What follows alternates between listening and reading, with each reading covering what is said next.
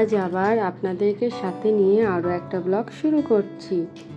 আশা করি আপনারা ভালো আছেন, আর আপনাদের ভালোবাসায় আমরাও খুব ভালো আছি। বাবার ঘরে এসে দেখছি কোকো ঘরে আটকে আছে, আর সেই সুযোগে বাবার ঘরের বিছানা পুরো ওলট পালট করে দিয়েছে। এখন ঘড়ির কাঁটা বলছে দুপুর 12টা। কালকে রাতে আমাদের ঘুমাতে ঘুমাতে আবার অনেকটা দেরি হয়ে গেছিলো। আসলে আমাদের পাকুম বুড়িটা দিন দিন দুষ্টু বুড়ি হয়ে যাচ্ছে। ও ছোটোবেলায় আগে তাড়াতাড়ি ঘুমিয়ে যেত, আবার সেই সকালে ঘুম থেকে উঠত, আর এখন যত বড় হচ্ছে রাতের বেলায় উৎপাত করছে, বদমাইশি করছে, আর দিনের বেলায় দেরি করে ঘুম থেকে উঠছে। ওর আস্তে আস্তে ঘুমের সার্কেলটা কেমন যেন চেঞ্জ হয়ে যাচ্ছে। ও না দুপুরবেলায় স্নান করার পর একটু ঘুমিয়ে নেয়, দিয়ে যে টাইমটা আমরা একটু রেস্ট নেবো সেই টাইমটা ফুল দমে ফুল এনার্জি নিয়ে খেলা করে, যার জন্য ওকে নিয়ে আমাদের বসে থাকতে হয়। আমাদের আর ঘুম পড়ায় না, রাতেও আমরা ঠিক করে ঘুমাতে পারি না, এমনকি দিনে দুপুরেও ঠিকঠাকভাবে আমাদের রেস্ট নেওয়া হয় না। নিচে আসার পর দেখলাম বাবা মাসকাবাড়ি বাজারের কিছু জিনিস নিয়ে এসেছে, যেমন ধরুন এই ডিমের ট্রেটা। আসলে আমাদের যখনই ডিম আনে তখন পুরোপুরি একটা ট্রে ধরে নিয়ে চলে আসে। একটা ট্রে নিলে কি হয়, ডিমটা একটু সস্তার হয়। আমি সেই ডিমটা একেবারে ফ্রিজে ভরে নিচ্ছি। জানেন তো, আমার না ডিমটা ভীষণ প্রিয়, মাছের থেকেও ভীষণ প্রিয়। যদি আমাকে কেউ মাছ আর ডিমের মধ্যে পছন্দ করতে বলে, আমি নির্দ্বিধায় ডিমটাই বেছে নেব। এই ফাঁকা ডিমের ট্রেগুলো আমি এখন আর ফেলবো না, এটা আমি আপাতত সিঁড়ির তলাতেই রেখে দিলাম। আসলে আমাদের বাড়ির পাশে যে জঙ্গলটা আছে ওখান থেকে প্রচুর মশা আসে, খুব মশা হয়। আমাদের এই দরজাটার সামনে যে কুকুরগুলো এসে শোয়, বিশেষ করে সন্ধ্যের টাইমে ওদের না প্রচুর মশায় ধরে।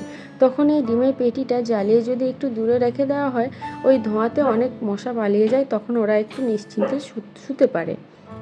এদিকে আমাদের লালি দেবীর এই ভর দুপুরে গরমে মনে হলো একটু রোদে গিয়ে রোদ সেঁকি। জানেন তো, এই ডাঁটা শাকগুলো না বাঁচতে বাঁচতে দেখছি এর পাকা বীজগুলো বেরিয়ে এসেছে, এই যে এই কালো কালো বীজগুলো। মামনি বললো এই বীজগুলো আর ফেলিস না, রেখে দে, যদি সময় হয় তাহলে গাছ করে নেব। আসলে এই আলমপুরের ডাঁটাটা না খেতে খুব ভালো লাগে, সেই জন্যই মামনি বললো যে যদি টবে গাছটা হয় তাহলে টবেই লাগিয়ে নেবে। হ্যাঁ, আপনারা এই ডাঁটাটাকে কী ডাঁটা বলেন অবশ্যই কিন্তু আমাকে জানাবেন। এদিকে তারপর যখন আমি পাট শাকটা নিয়ে বসলাম বাছবো বলে, দেখলাম চ্যাঁ করে শব্দ করে আমার পাকুমুড়ি ঘুম থেকে উঠে পড়েছেন। আজকে ওর স্নান করার পরেই ওর এত ঘুম পেয়ে গেছিলো যে তখন ও আর খায়নি, তাই ওকে ঘুম পাড়িয়ে দিয়ে আমি বাকি কাজ সারছিলাম। তারপরেই উনি উঠে পড়েছেন, ওনাকে কোলে নিয়েই আমি শাক কটা বেছে ফেললাম, আর এরপরে এই ঠোঁয়াতেই শাকের এই ডাঁটিগুলো রেখে দিলাম। আমাদের বাড়ির এইদিকেই একজন মহিলা আসেন তার গরুর জন্য এই ডাঁটা, তারপরে সবজির খোসা, এগুলো সব নিতে আসেন, ওনাকেই দিয়ে দেব। আর শাকটাকে আমি ফ্রিজে তুলে রেখে দিলাম।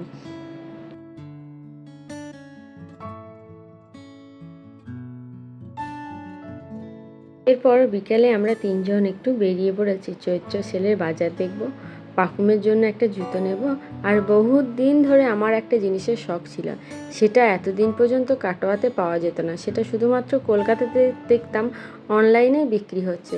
তাই আজকের একটা দোকানের খোঁজ পেয়েছি, সেখানেই যাব, দেখি আমার পছন্দের জিনিসটা সেখানে পাই কি না। জানেন তো, আমাদের বাড়িটা না কাটোয়া স্টেশনের একদম কাছে। যদি কেউ কোনো দিন আমাদের কাটোয়াতে আসেন অবশ্যই আমাদের বাড়িতে আসবেন, আমরা ভীষণ খুশি হব। সারাটা দিন প্রচণ্ড গরমের পর এখন একটু স্বস্তির হাওয়া দিচ্ছে, আর এদিকে আমরা একটা টোটো পেয়ে টোটোতে উঠে পড়েছি। আর আমাদের পাকুম সোনার টোটোতে ওঠার পর দেখুন কি আনন্দ।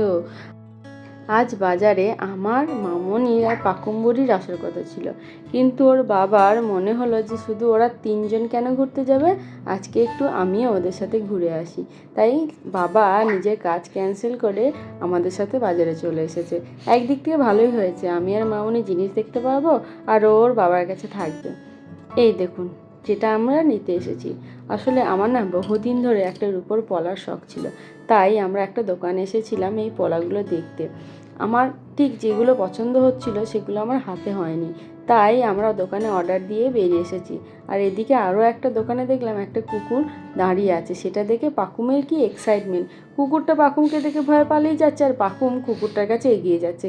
কি অদ্ভুত ব্যাপার! আমরা তো ভাবতাম খালি পাখুম হয়তো আমাদের বাড়ির কুকুরগুলোকেই আদর করে, ভালোবাসতে চায়, কিন্তু না, ও তো সব কুকুরকে দেখেই আদর করতে চায়, ভালোবাসতে চায়। ও না পুরো আমাদের মতোই হয়েছে, মানে আমরাও কুকুর ভীষণ পছন্দ করি, ভালোবাসি, তাই ও কুকুরগুলো দেখে খুব এক্সাইটেড হচ্ছে, ওদেরকে কাছে পেতে চাইছে। বাজার থেকে ফিরে এসে প্রথমে ভাবলাম ওর দাদুর সাথে একটু আমরা দেখা করে যাই। এদিকে দাদুর দোকানে এসে দেখছি দাদু একটু রেস্ট নিচ্ছে। ব্যাস, নাতনিকে দেখে দাদুর রেস্ট আর নেওয়ার কোনো ইচ্ছা নেই, ওকেই ডাকছে, ওকে কাছে নেওয়ার জন্য ছটফট করছে। আসলে প্রতিদিন বিকালে ও দাদুর সাথে ঘুরতে যায়, আজকে দাদুর সাথে যেতে পারেনি, তাই দাদুর একটু মন খারাপ, নাতনিকে একটু মিসই করছিল। সেই জন্য আগে দাদুকে দিলাম, আর আমরা ঠিক করলাম ও এখন দাদুর কাছেই থাক।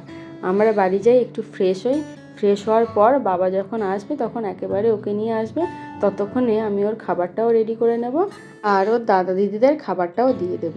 আর বাজার থেকে পাখুমের জন্য এই জুতোটা নিয়ে আসলাম, আর সাথে একটা জামা ওর ঠাকুমায়ের খুব পছন্দ হয়েছিল, তাই ওর ঠাকুমা ওই জামাটাকে কিনে দিল, এই যে এইটা। তাহলে বন্ধুরা, আজকের ব্লগটা এইটুকুই থাক। যদি ভালো লাগে থাকে অবশ্যই একটু কমেন্টে জানাবেন, আর নতুন এসে থাকলে আমাদের পাশে থাকার খুব অনুরোধ রইল। তার জন্য অবশ্যই আমাদের চ্যানেলটা একটু সাবস্ক্রাইব করে দেবেন। আপনাদের আশীর্বাদ আমাদের এই মুহূর্তে খুব খুব খুব দরকার। তাহলে আপনারা সবাই ভালো থাকুন, সুস্থ থাকুন, আর কামনা করুন আমার পাখুমা যেন খুব ভালো থাকে। টাটা।